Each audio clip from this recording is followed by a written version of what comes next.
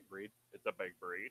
And so just picture a big, black-haired, kind of longer-haired. Oh, pull it up on your little screen over there. And so, but to our audience, so it's a large breed, and I would even say this is getting into kind of a close to a giant breed, a large breed that's out there, long-haired, but it's a really nice breed. So a little bit about the Newfoundland and what we're trying to do here is give you a little description, and you can decide, is this the right breed for you? I think different breeds or different people desire based on their past experience or what they've seen and what they dream about, um, different types of pets. And that's why I think that's so cool that the dog, there's not just a dog, there's all sorts of different They're types of short, but they have a lot of hair. dogs. Yes. Short. What here? Show me this picture that you're looking at. They shouldn't be short. Well, maybe I don't have a perspective. Yeah. Okay. You don't have a perspective Yeah, on this. you're That's right. a big dog Okay. that you're looking at on a small thumb. All right. So a large dog. Uh, a little description. Oh, Oh, that's perspective. All right, there's the kid. All right, yeah, that's a big dog. so when if you wanted to just get back to what we're going on here, when you get back home, go to petlandiowacity.com and under breed descriptions, it's a little icon on the top of the web page. Just click on that, alphabetically go to Newfoundland, and then you'll see what I'm talking about here. Um, Really quickly, a large dog and a true workhorse. The Newfoundland is a master at long distance swimming. So if you're an athletic person, you like to get outdoors, you like the water, you're already going. Your ears are perking up right now, and has true life saving instincts in the water. He is large and strong, possessing a heavy coat to protect him from icy waters. You don't have to go to icy waters.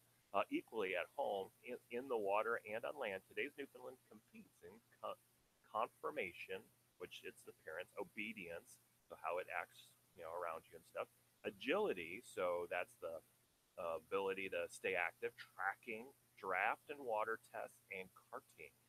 Karting. When's the last time you went karting with your dog? Is that pulling the cart around? Yeah, that's its history. We'll get into that. His coat can be black, brown, gray, or white and black. The history, there are many conflicting stories as to the origin of the Newfoundland.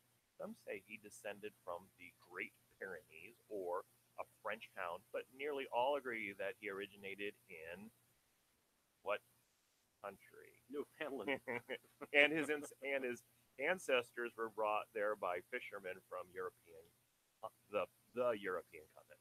In Newfoundland, he was used as a working dog to pull nets for the fishermen and to haul wood from the forest. Okay, so we all have those quad. No, we don't all have, because I don't know, those quad runners and all that kind of stuff to cart things around. I love more and more. They're everywhere, even in the suburban homes. People will have those quad runners and they're hauling stuff around the yard and stuff.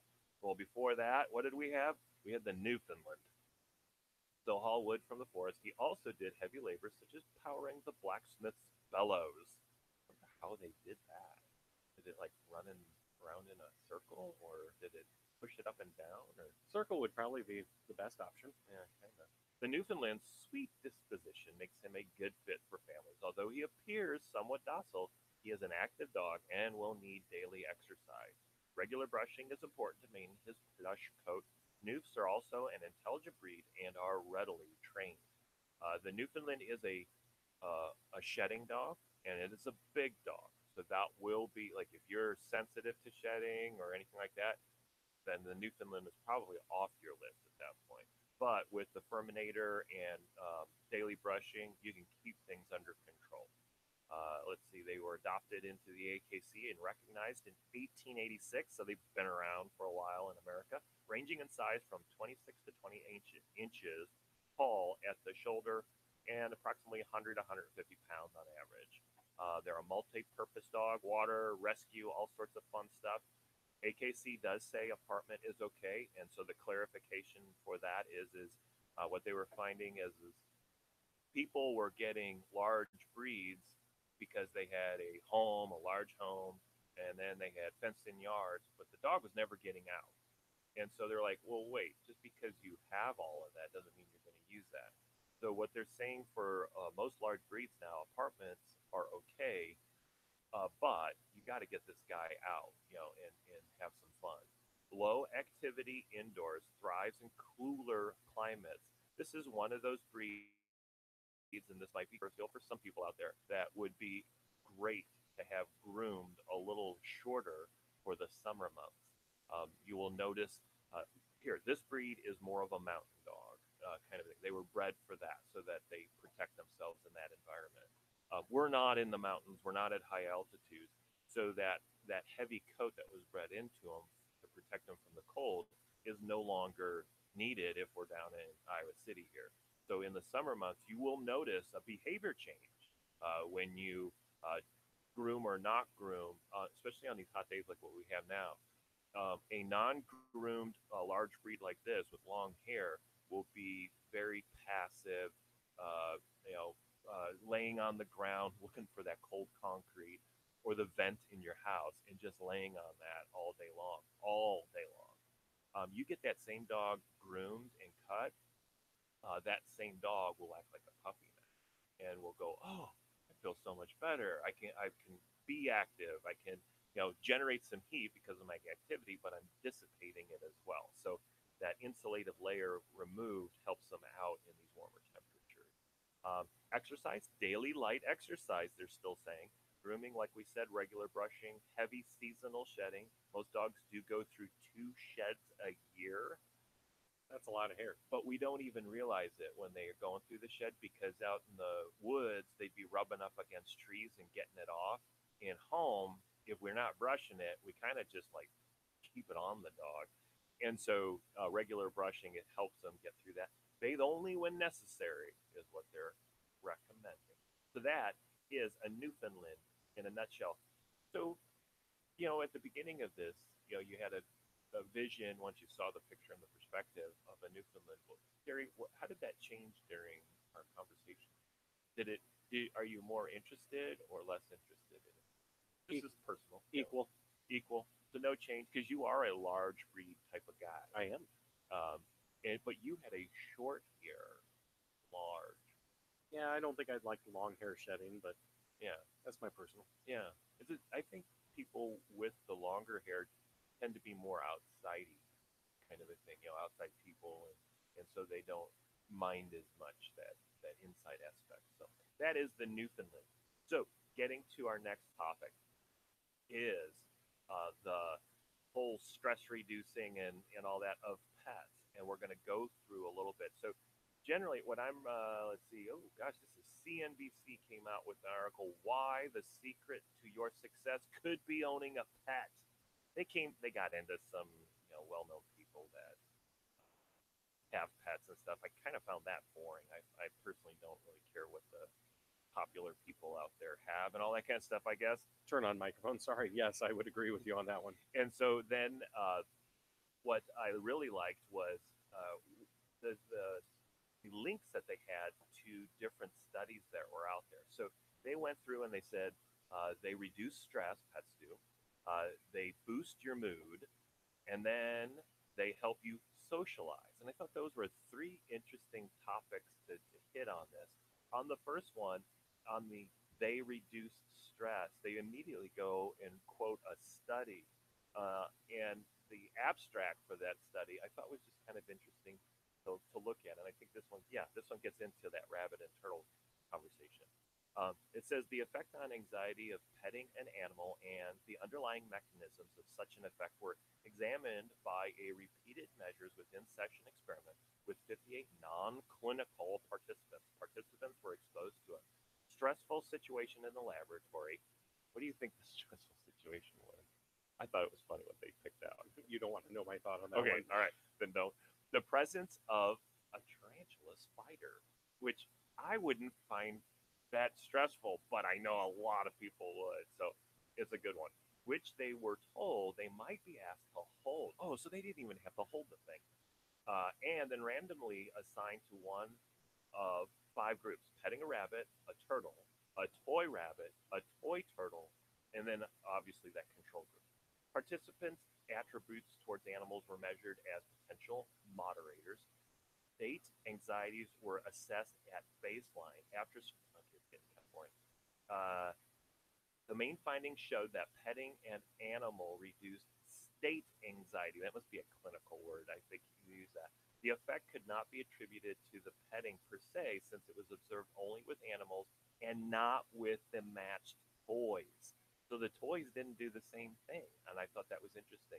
The anxiety reducing effect of petting an animal applied to both the soft, cuddly animals and the hard shelled ones. So it didn't matter whether it was a soft, cuddly animal like a rabbit or the turtle. But did you notice a vignette in here? What did they use I did. as the stressor? A pet. A pet. Yeah. And I thought that was kind of interesting because I do know people there. We don't think there are, but there are a lot of people that love tarantulas. They love holding No, no, no, no, tarantulas no, and all no, that no, kind no, of no, stuff. no, no. And yeah, there's a whole group of people right now going, "Stop talking about Yep. it." But then, so there's different strokes for different folks and all that kind of stuff. The anxiety reducing effect applied to people with different attitudes toward animals and was not restricted to animal lovers. The discussion addresses possible emotional and So help me cognitive. God, if you were to put a tarantula on my head like it did the chameleon, yeah, no. I'm Yeah, that stressed you out. yeah, I did not like that. So let's not ever do that again. Yeah, and here I thought you were okay with reptiles, so that's why I did it. I didn't The anticipate. chameleon I warmed up to. You stick a tarantula on me and I'm gonna end I'm yeah. Don't ever do it. Don't do it again. I'll ask before I go forward with my various pets that I bring in here. Another study went into putting away pre-exam stress, the effect of therapy dog sessions on students' well-being. And this one, I just know it's a study, and it went through. And guess what? They found that getting exposed to, in this case, they called it a therapy dog session, had immediate effects, but the long term, several hours later, went away. So they did have. I liked how they went over a longer period of time, but the students love it because they're looking for the immediate effect, and Mm-hmm. so they were. We see this for when school comes into session. We actually notice an uptake in the students. I think some of it is just excitement. They're on campus. Hey, let's go to Petland. High school and college? Yes. And it's noticeably on the college side because you can identify them a little easier, I guess. Um, but so when they come to back to Iowa City and all that, but where we really see it is during exam week. We get flooded with students, and they go, "I just need to pet a dog," kind of a thing, or a rabbit, or a ferret, or whatever you desire. So the study then goes in and says, I liked how this one went a little further and said it was short term, several hours later, it went, kind of back, but it got them through that tough part. And that's what I think pets are great for is getting us through, like coming home and you're still fuming a little bit, maybe after a tough day at class or a tough day at work or whatever your tough day might have been. Then you have a little bit of time to de-stress with your pet, kind of a thing. I think for all of us, the important thing is to figure out what that stress is. We understand that all of them uh, have that stress in our lives. Figure out how to get through it, kind of a thing, and the pets help us do. Um, so the next one is they boost your mood because they keep loneliness at bay. Um, that those studies go into neurotransmitters and all that kind of stuff when you're again in contact with your pet. So it's a nice uh, way of boosting your mood, and it's like what we talked about. And I think this one, it had studies and all that kind of stuff. And it was fun. Let's go into one. But Jerry, pets boost your mood. They do. It's like a no-brainer. I put on this one. They're stress reducers. Duh, kind of a thing. On this study, it says psychosocial and psychological effects of human-animal interactions, the possible role of oxytocin. So this one gets a little more into the detail, but it says what we always have found as being around pets lifts your mood because they just are, I guess, some ways I think they're just kind of goofy, and Pets are goofy. yeah, and it just lightens the mood and everything. we have an odd stress in our house right now that we all at one point have, and it's our cat. We have a stress, and it's the cat. Gilbert is going through the last stages of life, and it's interesting in our house how everybody's reacting differently, but it's also interesting how they're coping with it. So Gilbert is in his probably final days at this point, and he's comfortable. He walks around. He's a little kind of not with it, is what we noticed. Hmm. But how we're lifting our own spirits is spending time with Gilbert. Hmm. And so I'll come into the house, and my wife or my daughter or my son will be just sitting and hanging with Gilbert. And Gilbert just sits there. Yeah, he was more interactive before, and they're noticing he's not as interactive anymore. But he still knows you're there, and that comforts them and all that. It lifts their moods and all that kind of stuff. So that was an interesting. It lifts your mood aspect of it, and it's neat to see how it lifts your mood during different times, especially in our house right now. And I think those with pets um, feel the same way. Then finally, they got into how much time do we have? 4 minutes. 4 minutes, yes, just enough time. They help you socialize. How did your dog? Do you remember? I have some distinct memories of pets helping you socialize. Actually, it's coming up, and it's going on right now. One of the first times that we took her out was the Iowa Arts Festival, which is happening downtown Iowa City this weekend and through today. Hopefully, the weather continues to hold up. But I loved taking her downtown and walking her along Clinton and Iowa Avenue, and having kids, young, walk up to this big dog who was a gentle giant, and the kids would come up and just pet her, and she would just sit down and let them touch her. Right. And so it brings people to you, is what they point out, again, through studies and all that kind of stuff. A study found that pet owners were 60% more likely than non pet owners to get to know new people.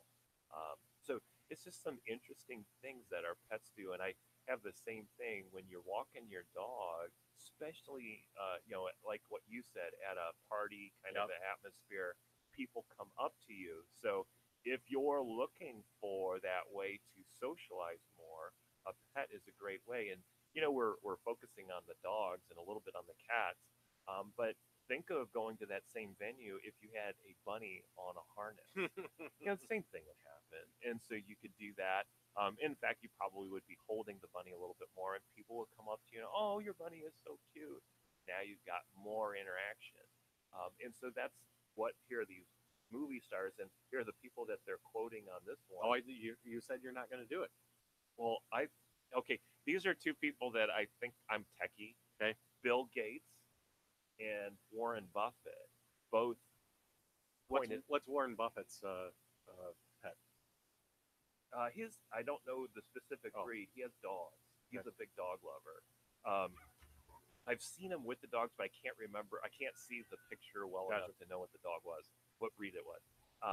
And so they noticed that both of them, I think, are a little bit geeky. Warren Buffett probably, or definitely, has come out of his shell over the years.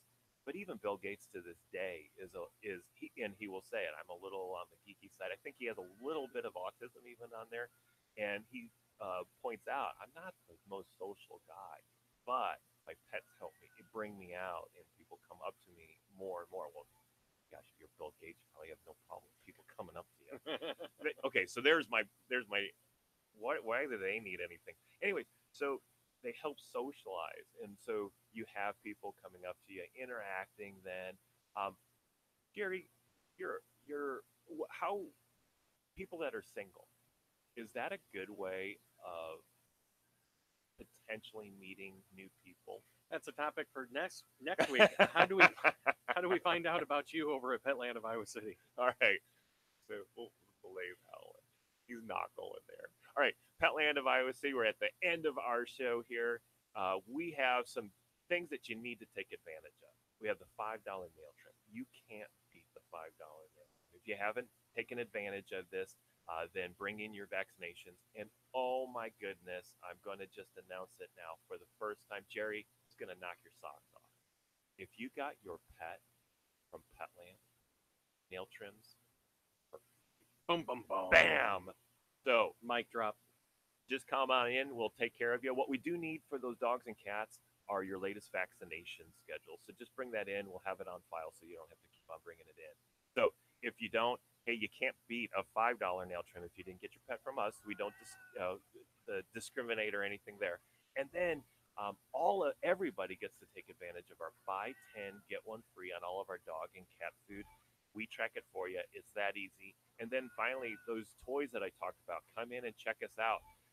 We're working with our suppliers and finding, hey, what are you guys discounting? What are you guys blowing out? We're buying them on a deal. We're now passing that deal along to you. And so you'll see more and more dump ins and things like that.